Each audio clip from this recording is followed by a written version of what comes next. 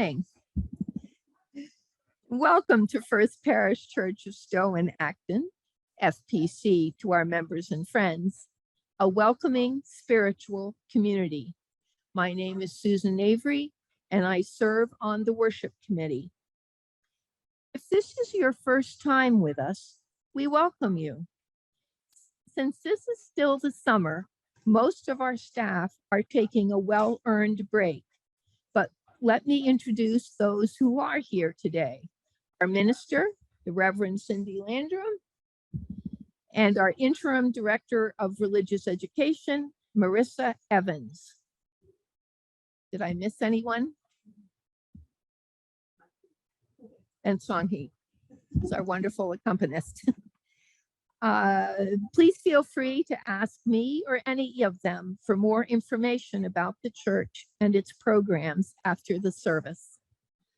I also invite you to check out our webpage, www.fpc-stowe-acton.org, for news and information, and where you can also sign up for our newsletter and email alerts. For your safety and that of those around you, we ask that you please keep your masks on and properly over your nose. Please check with people you're talking to about what distance they would like you to be at. And please make sure the air filters are on when you congregate in any room. I think you can hear them buzzing in here now. After the service, it's our custom to have coffee hour. We have yet to begin to arrange for actual coffee, but we encourage you to chat with your neighbors after the service for conversation and information. And for those off-site people joining us on Zoom, we will have breakout groups following the service. Next Sunday, join Ami Ledwell as she spotlights the Maynard Anti-Racism Alliance, MARA, Indigenous peoples, and the fight for clean water everywhere. This morning, I am delighted to welcome the Reverend Cindy back to the pulpit. And now, please take a moment to greet your neighbor. Those online are welcome to unmute and greet one another as well.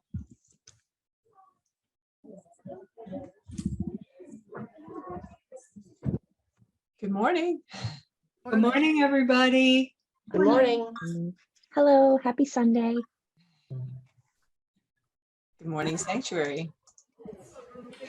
Morning, Emily. I didn't see you come in. Morning, June. Morning, Ann. Good morning. Morning, Mary. Morning, Martha. Thank you for all of your patience as we work out the audio difficulties. Thank you, Jenny.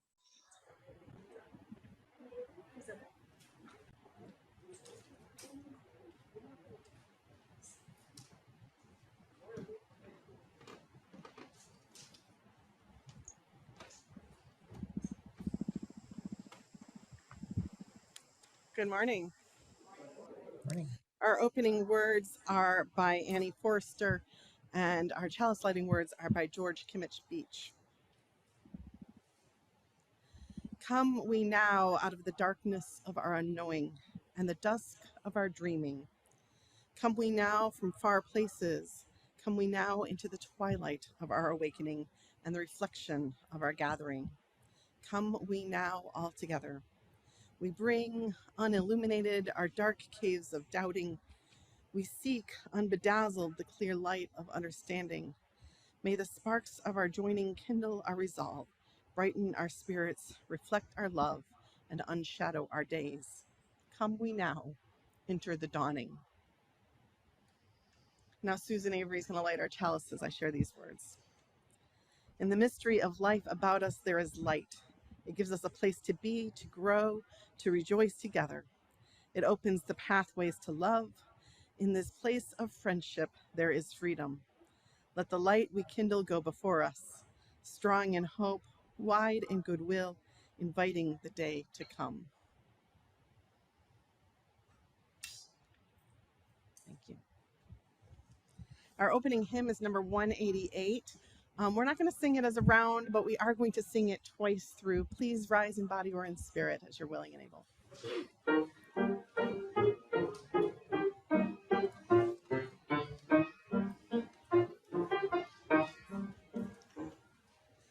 Come, come, whoever you are, wanderer, worshiper, lover of the evening, ours is no caravan of despair.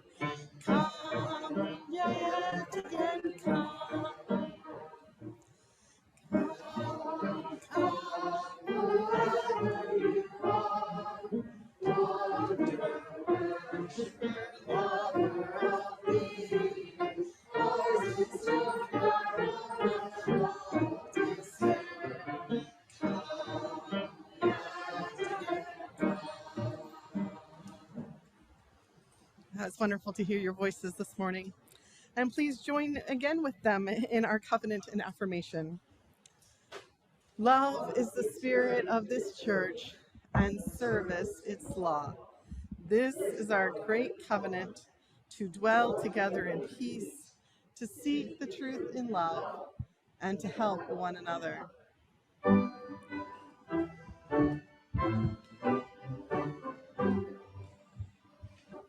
From all that dwell below the skies, let words of love and peace arise. Let joyful songs of praise be sung. Every mouth, by every tongue. Please be seated. It's our custom in this community to take a time in our worship time together to lift up our joys and our sorrows, those things that are on our hearts and minds that we wish to be known to the larger community. So if you have a joy or a sorrow, I invite you to raise your hand, and our ushers and helpers will help light candles and bring microphones to you. Let's start with those off-site who have any joys or sorrows to share this morning.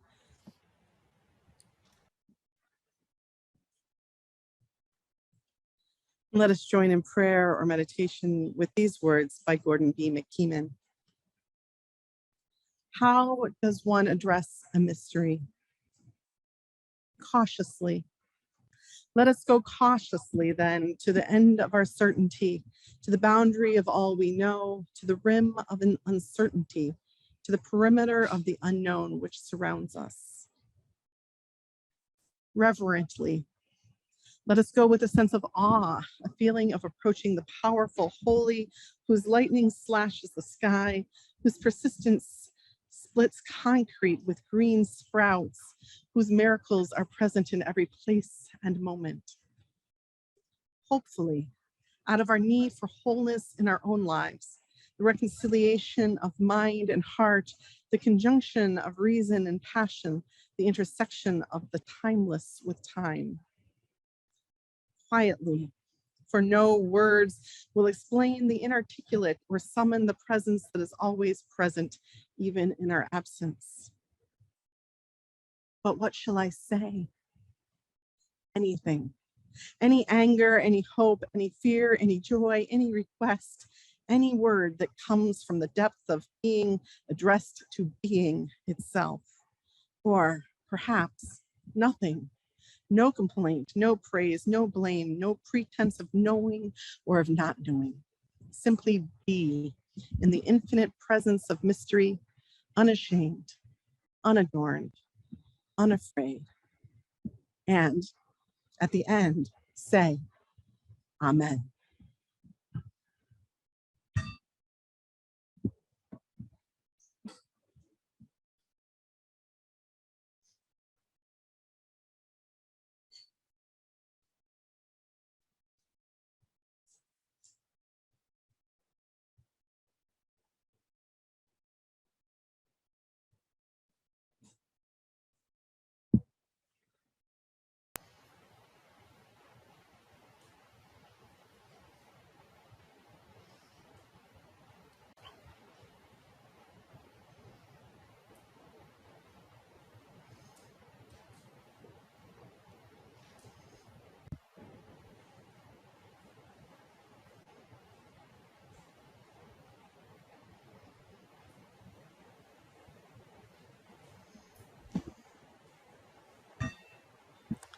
Blessed be.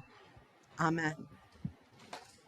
Our next hymn is number 322 in your gray hymnals. Please stand in body or in spirit.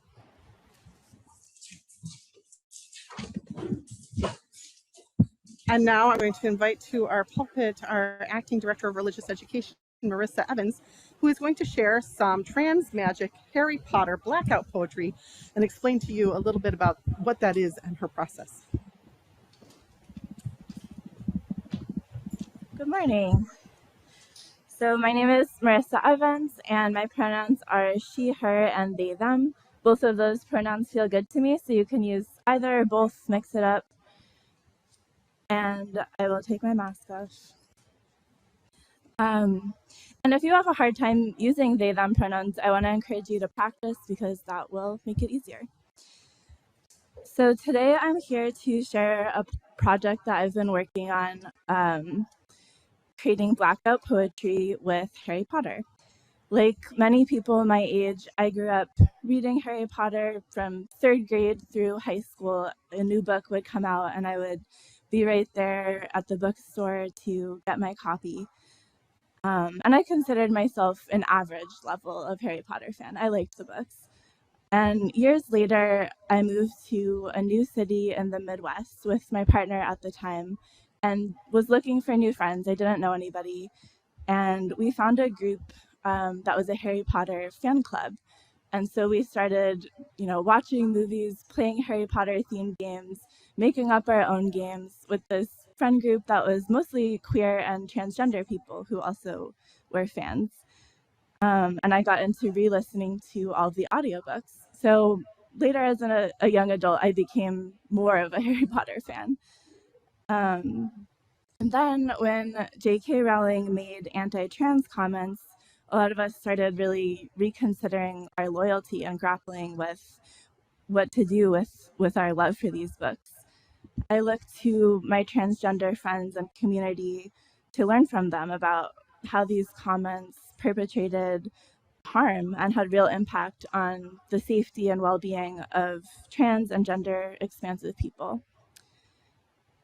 So some people's responses were to consider to continue participating in the fandom and appreciating these Harry Potter books and separating that from J.K. Rowling and making it clear that they disagreed with her stance, while others chose to move away from Harry Potter books and seek out other books, especially those that explicitly uplifted and celebrated queer and trans characters, as well as other identities that were marginalized in the Harry Potter series. Other characters of color, Jewish characters, fat characters, books that better represented the true diversity. And at some point I had the idea to use blackout poetry as a medium to reclaim some of these Harry Potter stories in a way that was explicitly affirming of trans people. So blackout poetry is also known as erasure poetry or redacted poetry. It's a form of found poetry where you black out or redact a lot of the words that you aren't using and create a totally new message out of newspaper, magazine, or a book. So there is something very powerful and satisfying about taking a Sharpie to these books as a way to acknowledge the complexity and reclaim these stories. So I found a way to search through the text for the word trans. It appears often in the books, not unfortunately for transgender people, but in the words such as transfiguration or transformation. So from there, I would look through that page and try to recreate a story that was affirming and uplifting of trans people. So this project is a work in progress, and my hope is to be able to create these prints and sell them or use them as a fundraiser for trans youth. And we have a slideshow that we'll hopefully be able to share with you as I read some of the poems. You can see the images of the pictures.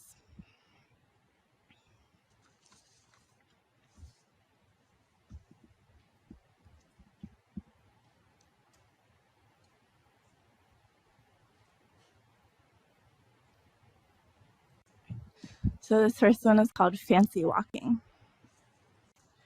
Hermione pointing out that within the International Code of Wizarding was hope that a transhuman can go fancy walking, sticking out, choose what you want to be without a note of permission, and live to tell the tale.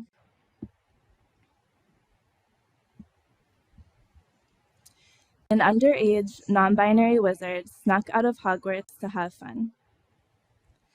At Hogsmeade, happiness flared inside about their lack of capture.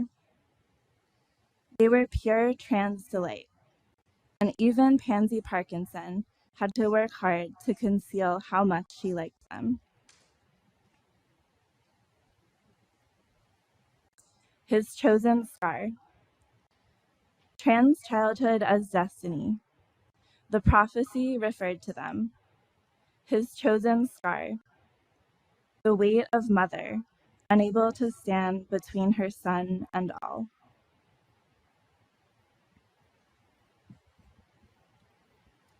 Polyjuice potion. My father had taken more ingredients for Polyjuice potion from Snape's office. I told my father dark wizards believed my father was after Snape. My father pulled on my invisibility cloak and waited. I needed my father, the same soft body, the same soft voice, the body, my father's body, a trans body.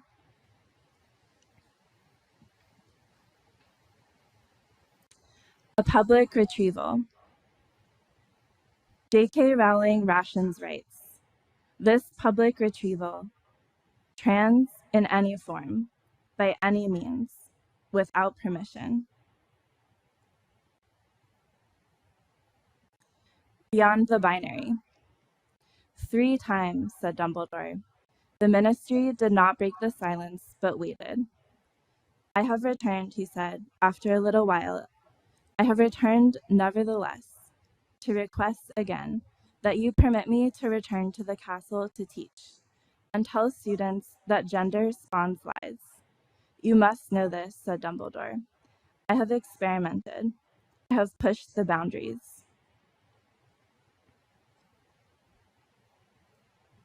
The Prime Minister was a foolish man. It had escaped his notice that the wizarding community and muggles would be safer without him. We are currently making arrangements to have trans magic affected tonight. You took a great deep breath and you live. Thank you.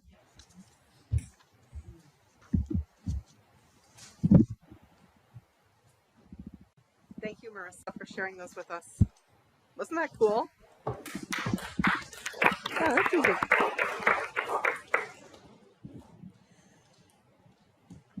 This is the time when we share our gifts freely offered with the congregation and the world beyond, that we might support and sustain the ministry of this church into the world and the gifts of the organizations we partner with.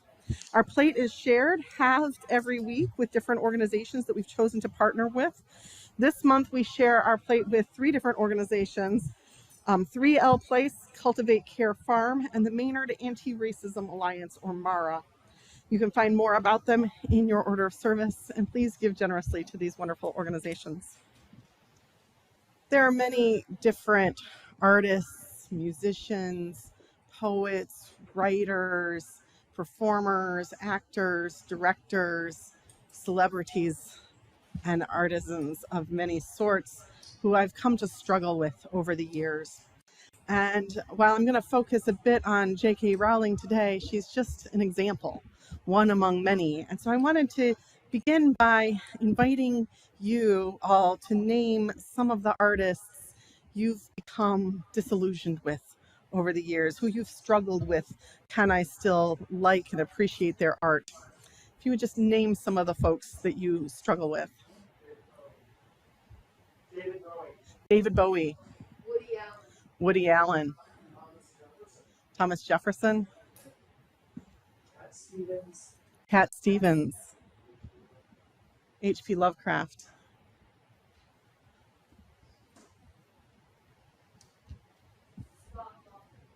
Scott coffin. Any offsite? You want to add to the list? Orson Scott Card. And yes, that's where I wanted to begin, actually. Thank you. Because Orson Scott Card was one of the hardest for me. I loved the movie, and well, not the movie, because by that time I was no longer watching or reading Orson Scott Card, but I loved the book Ender's Game and many of the books that followed it. And I particularly loved Speaker for the Dead. And it became not just hugely, it became hugely influential to me in my understanding of ministry. Because how I do funerals is in part a homage to Orson Scott Card and his understanding of the Speaker for the Dead. That a funeral is about naming the person in all their complexity. And then that's what we do in a funeral service. And I still hold that kind of vision up today. So it was a big loss for me when I discovered that he was actively working against LGBT people, putting money into campaigns to, back when California was fighting its same-sex marriage law, he was actively funding, writing about, campaigning against same-sex marriage.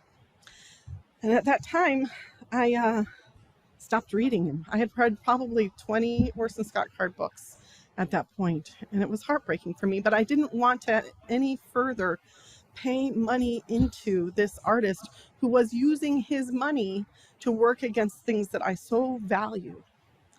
And that wasn't the first time this had happened, but was one of the more meaningful times. I mean, probably the first time for me where I felt like I could no longer appreciate and enjoy an artist was Woody Allen. But there's a difference that I made at that point between people who I could no longer support because of the harm that they had done, and that I couldn't enjoy their art without feeling like I was in some way endorsing the harm that they had done, and people who I didn't want to specifically fund because they were using their money to do harm. So I'm going to make a little bit of a distinction there. So I've given you the ending of the sermon right there. Now let me go back to the beginning.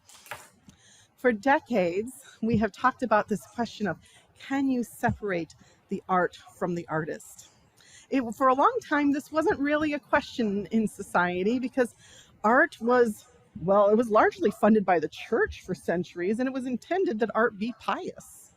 That much of art was about endorsing a specific set of values and promoting them to the world. And while artists sometimes carried about in their personal lives, Caravaggio, there was still an understanding that the art should reflect a set of values. But in the postmodern era, we got this idea of separating the art from the artist as we looked at problematic artists from the modernist era, like T.S. Eliot and Ezra Pound, who were noted fascists. And postmodernism gave us the idea that art and artists were completely separate. Barthes told us that the author is dead. The author is dead, meaning that the text, and Stanley Fish talked about the text being what you bring to it. He said, is there a text in this class? Was his essay in which he says, there is no actual text. There's only your experience of the text.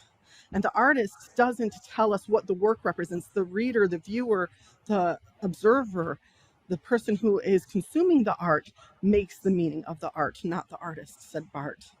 So we had this idea that the art was pure and stood alone, and the artist wasn't really part of that at all.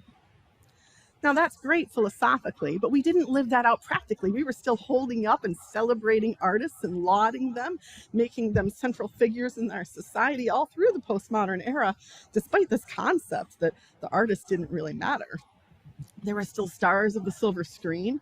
There were still artists who were making millions. And so that idea of separating the art from the artist was great philosophically. But did we ever really do it? And while it's great philosophically to say, yes, we can separate art and artists, And that's fabulous for the ivory tower. We're here today in a church. And this isn't an English class lecture. So what, as people of faith, do we bring to this question? I think the answer is we bring our values. We bring our values of the inherent worth and dignity of every person. We bring our values of a peace and just world. We bring our values of respect for the interdependent web and all the life of this earth that it supports. We bring our values into the sphere of how we consume art, and we say, what does that mean to us now? And so for me, there's two parts of this question. And it's easier to sometimes start with artists who are dead. Because I talked about not wanting to fund artists, but when you're talking about artists who are dead, you're no longer funding their active campaigns against LGBT marriage, for example. You're just consuming their art, and they're no longer there. So is that okay? Can we separate art from the artist after they're dead and still live our values of supporting inherent worth and dignity of all people? Here I turn to Hannah Gadsby. Do you know her? Comedian, fabulous comedian. And if you haven't seen her work, she's like an autistic lesbian comedian. Got a special on Netflix, several specials now. One is called Nanette. And in Nanette, she subverts the entire idea of comedy and how comedy is often built on denying the real pain underlying stories. So she tells a story and she makes it humorous. And then she says, in order to tell you this humorous story, I needed to not tell you what really happened on that day. And then she tells that story, and it's not funny at all. And it really tears down the walls of comedy and creates a tension with the comedic act itself. But another thing she does in Nanette is she does a complete and utter takedown of Picasso. And she says this: they'd say he's not a misogynist. They're wrong. He was. If you don't believe me, let me provide you a quote. He said, "Each time I leave a woman, I should burn her. Destroy the woman. You destroy the past she represents." Cool guy, the greatest artist of the 20th century. Let's make art great again, guys. Picasso had sex with an underage girl. When she didn't use the words had sex with, she used the F word. And that's it for me. Not interested. But Cubism, we need it. Marie Therese Walter, she was 17 when they met, underage, legally underage. Picasso was 42, married, and at the height of his career. Does it matter? Yeah, it actually does. It does matter. But as Picasso said, no, it was perfect. I was in my prime. She was in her prime. End quote. I think Hannah Gadsby is right. It does matter. Even with Picasso dead, it does matter what he did, because when we hold up this artist, when we hold him up and say he was the greatest artist of the 20th century, we are ignoring the harm he did in his life. We are whitewashing it. We are pushing it under the rug. We are hiding it away like our dirty laundry, our skeletons in the closet, but it is the elephant in the room. Picasso, another example, Gauguin, Paul Gauguin. It is impossible to me to look at his paintings of Tahitian women and not understand the exploitation he was doing at the time of creating his art of the Tahitian people. Impressionism, lovely, vibrant colors, and yet still harmful, still exploiting those people as we view it. There's something in which, particularly in art is asking you to take on the gaze of the artist, to view the world the way the artist does. And there's a way in which, for me, looking at the world through Gauguin's eyes, I feel dirty. I feel complicit in racism, in misogyny, in colonialization. I can't separate the art from the artist anymore. Now, sometimes there comes an art where we love it so much, it becomes really hard to separate the art from the artist. And we can't see, like Gauguin is kind of easier, like the exploitation is right there in the art. But sometimes we look at the art and we say, but it holds up such good values in the art, and so many things that we appreciate and love about it. And that brings me to J.K. Rowling. Because of all the artists, actors, authors I've given up, one of the hardest has been Rowling. Our whole family was Harry Potter fans, reading the books multiple times, seeing all the movies, owning capes and hats and ties and pins and all sorts of swag. We'd all dressed up as Harry Potter characters for Halloween. Katie both as Hermione and Harry, and I think other generic characters as well, like several years of Harry Potter costuming. Katie and I had been twice to the Wizarding World of Harry Potter. Peter wasn't there with us because I tagged it onto business trips to get to Orlando. And despite the fact that their rides are the least fat-friendly thing I've ever seen in a theme park, and their shops and restaurants are not accessible for people on scooters, we went twice, had a fabulous time. So it was hard when she started showing her transphobia, and I denied it for a long time because she started real slowly. She started by liking a transphobic tweet. And people said, what does it mean that she liked it? And I know, like, I have sometimes just liked something as a way of bookmarking to myself that I've read it. Well, maybe it's that. Maybe she uses it in an old person way like I do, right? And that's what her publicist said. Oh, like, she's not real technologically adept, and this was kind of a mistake. But no retraction was made. And then she followed by following a transphobic person.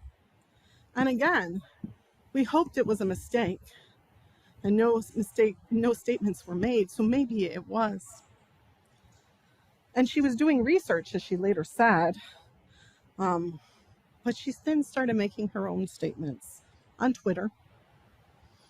I support this person, and this person being a British woman who had been fired for her transphobia. And she's like, I stand with her. And then she wrote a whole essay about her transphobia.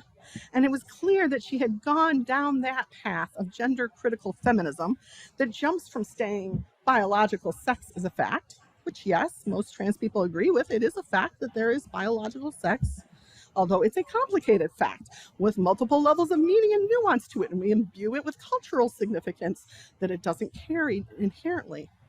But she moved down this path from biological sex is a fact to saying, but, as this is a quote from J.K. Rowling, but as many women have said before me, woman is not a costume. That statement right there implies so much. It is implying, more than implying, really stating that womanhood is not something you can be if you're not born with it. Anyone else is putting it on like a costume, and womanhood is not a costume. And then she said, in that same essay, when you throw open the doors of bathrooms and changing rooms to any man who believes or feels he's a woman, and as I've said, gender confirmation certificates may now be granted without the need for surgery or hormones, then you open the door to any and all men who wish to come inside. Now that's, she said, that is the simple truth. No, J.K. Rowling, that is a slippery slope argument right there. It's the classic definition of a slippery slope argument to say, oh, if we allow these people to come in the restroom, we're opening it all to everyone, no matter what, and especially the people who wish to harm women. As we know, that's not the case. It's not the case that making gender neutral bathrooms does this. Surgery, and neither is it the case, Rowling, that surgery and hormones are what makes you a woman. And they are not certainly what makes your bathroom safe or not. But these are all just words, we could say. Sticks and stones, words will never hurt me. They're not really doing any harm, are they? But is this true? For me, there are two answers. One is, yes, words can do harm. They have impact. And I'll say more about that in a moment. But secondly, J.K. Rowling is going beyond words. Her tweets are about political issues, votes in England on issues that affect trans lives. And she is a powerful and influential person weighing in on political matters. Whether or not she's throwing her money into it like Orson Scott Card was, she's using her weight and her celebrity to influence politics. And that's beyond words. That actually does harm. It goes beyond just, hey, a person said some things. It's different when a powerful and influential person is saying things about how politics should turn out. But then there are other actions she's taken that go beyond words. Last April, on a day when there was a major protest of trans people on Downing Street, demanding that a bill that was banning conversion therapy, you know, the therapy, quote unquote, not real therapy, that tries to convert people from being gay and lesbian to being not gay and lesbian, that conversion therapy, they were protesting that that bill should also include trans people, that conversion therapy for trans people was also illegal. On the day of that protest, although J.K. Rowling had said, if you are ever, trans people are ever protesting for something that affects your lives, I'll be there with you. On that day, she was having lunch with a group of people from a group called Get the L Out. Get the L Out in L, and Get the L Out for lesbian. To remove the L from LGBT so that they can focus on only their rights to the exclusion of everybody else's. The bottom of the front page of their website makes it clear that they are an organization that believes trans women have no place in lesbian circles and cannot be lesbians, and that trans women are not women. So J.K. Rowling is lunching with them. Okay, she's allowed to have lunch, right? But the lunch that day also included politicians, ones who had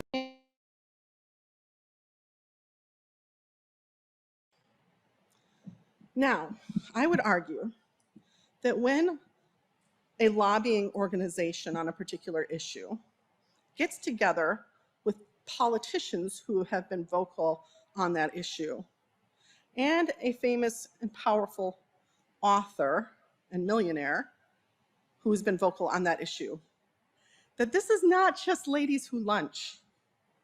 This is not just words can never hurt me. This is what political organizing looks like at a high level. They are trading influence and favors for votes. This is what J.K. Rowling is doing with her fame, and this is what she is doing with her funds. But even if it was just words, the words of a powerful and influential role model, an icon for so many, adored, storied, her words do have power. Her books and the tales they've spun, the world she's built, the way they've worked their way into our imaginations proves the power of words. The fact that she's so famous and so known proves that words have power. The fact that we're arguing about this proves that words have power. That's what authors do. They use their words. And words that deny the humanity, the identity, the rights of people who are vulnerable, who are shunned by society and sometimes their churches, their families, their loved ones, these words have power. And to continue to fund her voice has much more negative impact than continuing to hang Gauguin and Picasso in the museums. So what are we to do? In our family, we've said we can continue to enjoy her books, enjoy her movies, as long as we're not paying any money towards her. We have a lot of the movies already on DVD from earlier. We can watch them as they come on TV. We own the books and can continue to read them. We can purchase books used from a bookstore, preferably a local one and not Amazon. And the same goes for DVDs or other items. Although I am particularly bummed that I lost my Minister of Magic pin that was on a cloak that I also lost, because that is a difficult item to find used. I may never have one of those again.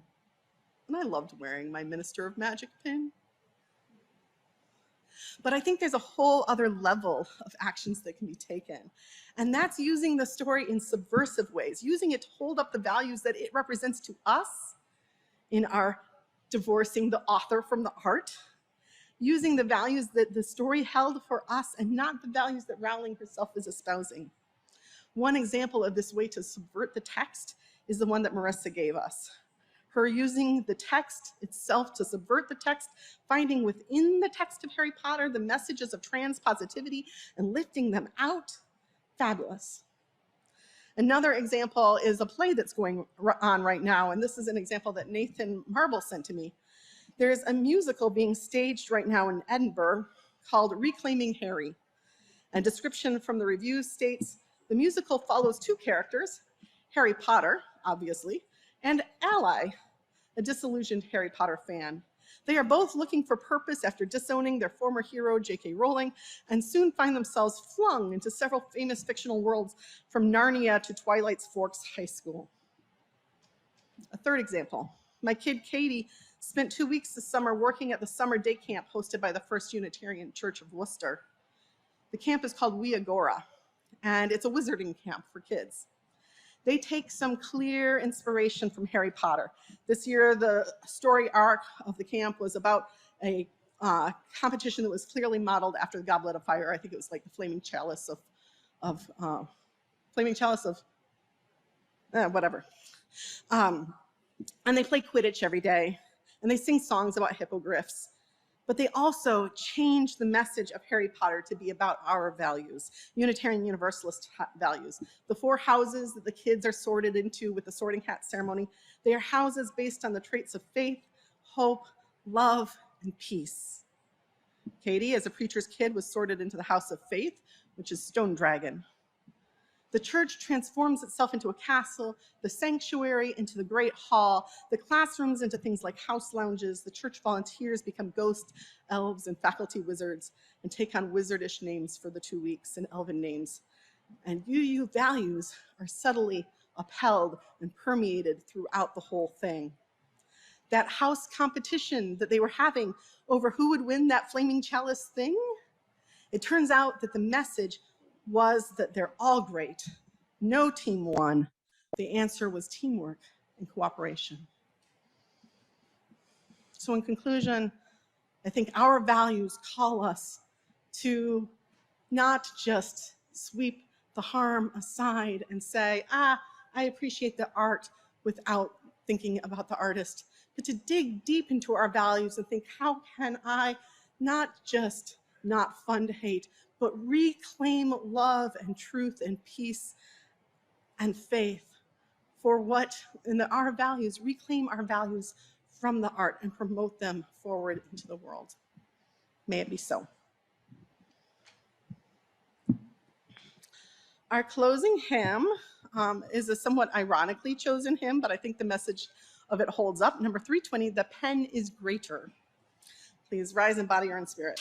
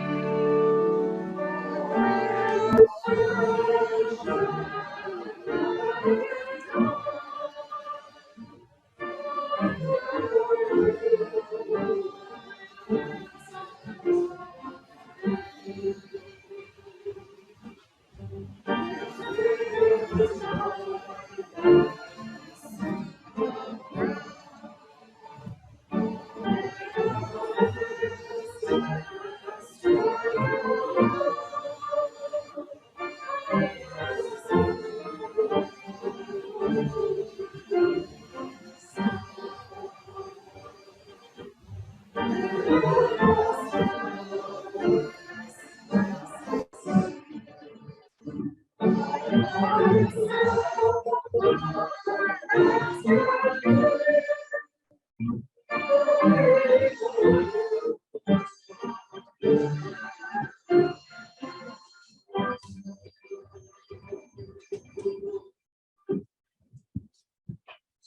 words of benediction come from Susan L. Van Dresser. Let us sing the imagination by which we know one another and learn the lives of eras gone by. Let us sing the magic of creation by which we build the world of our soul and teach its wisdom to others young and old. Let us sing the magic of our lives together, holding and shaping by the movement of breath from heart to lung all new life that is to come. Go now with singing. Go now with magic in your fingertips. Touch this world with life.